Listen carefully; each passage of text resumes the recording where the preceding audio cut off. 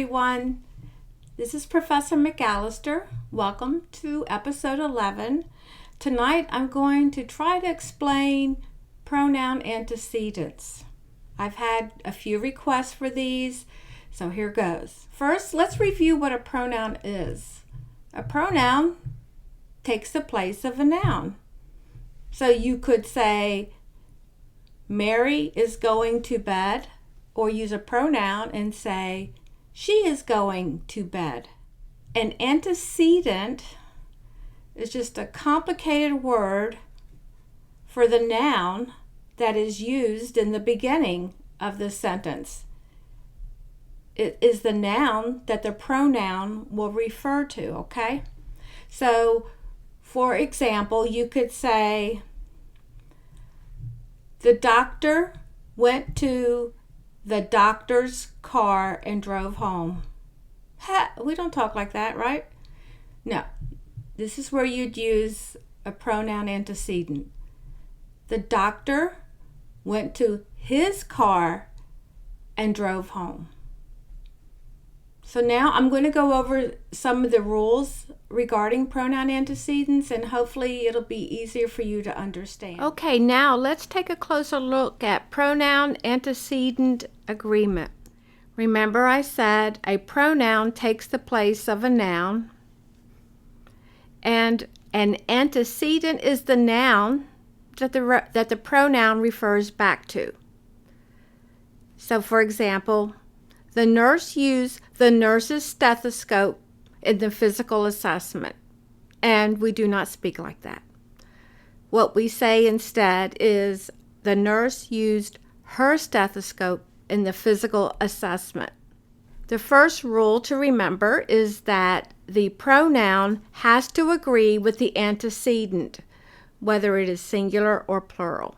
So, as an example of a singular antecedent with a singular pronoun, the nurse used her stethoscope in the physical assessment.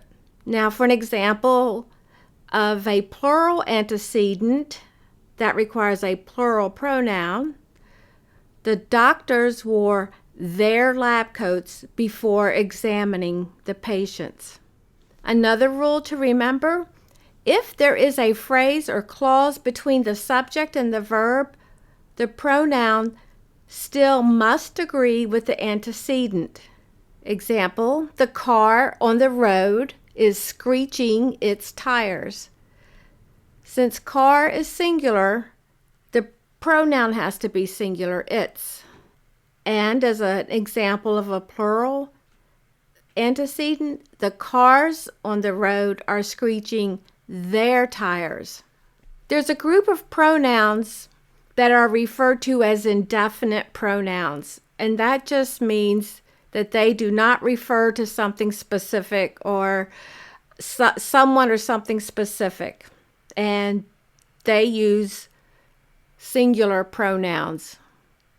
Here's a list of the indefinite pronouns: one, someone, anyone, no one, everyone, each, somebody, anybody, nobody, everybody, neither, either, something, anything, nothing, and everything.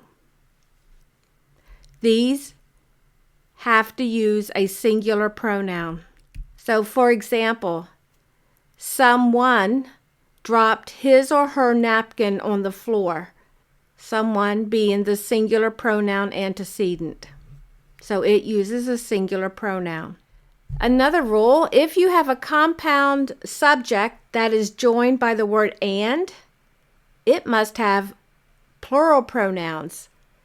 So for example, Bill and Ted spent all their money on their excellent adventure. Bill and Ted is a compound subject joined by and, therefore they have to have the plural pronoun there.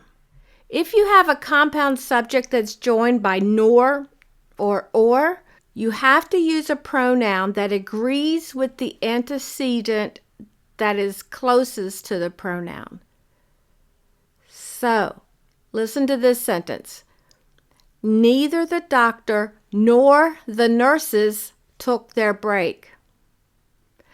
Since nurses is closer to the pronoun and nurses is plural, you have to have a plural pronoun, even though doctor is not plural. Now we're going to switch it up a little and say neither the doctors nor the nurse wanted to take his or her break. We have to use his or her break because that pronoun is closer to nurse, and nurse is singular. So we have to have a singular pronoun. That's all I have right now for pronoun antecedents. I hope I was able to explain it in a way for you to understand. If I need to make another video, please let me know if you want more information on this. And please join me for episode 12, where I'm going to be talking about the 5 elements of a story. You are definitely going to want to hear this one, okay? Thank you, and good night. Hi, thanks for watching my video. If you found my video helpful, please indicate it by hitting the like button. You're also welcome to leave any questions or comments down below. Lastly, don't forget to subscribe and hit the bell icon so that you'll receive notification of all my future videos. Thank you.